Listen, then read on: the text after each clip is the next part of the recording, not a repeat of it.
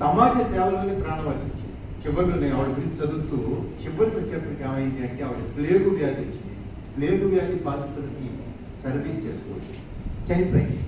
ఈ ప్లేగు వ్యాధి ఆవిడకి ఎందుకు వచ్చింది అంటే ఆవిడ కొడుక్కి ప్లేగు వ్యాధి వచ్చింది. ఆవిడ కొడుకు ఎవరు అంటే ఆవిడ కొడుకు ఒక దత్తత తీసుకున్నప్పుడు నిజంగా ఆవిడకి పిల్లలు లేరు. ఆవిడే ఒక ఆయన్ని యశ్వంతరావు అనేటువంటి ఒక బ్రాహ్మణ బాలుని వితంతు కుమారుడిని ఆవిడ దత్తత తీసుకొని ఆ దత్తత తీసుకున్నటువంటి పిల్లవాడికి ప్లేగు వ్యాధి వచ్చిందండి.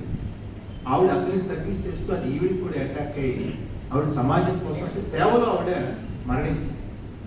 ఇంకొకటి బయటికి రానటువంటి ఇంకొక గొప్ప పేరు ఫాతిమా బేగం.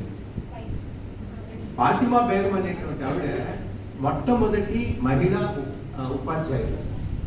ఈవిడితో పాటు కలిసి దాదాపు 30 సంవత్సరాల పాటు పూణే పరిసర ప్రాంతాల్లో మహిళా విద్యాభివృద్ధికి కృషి చేసి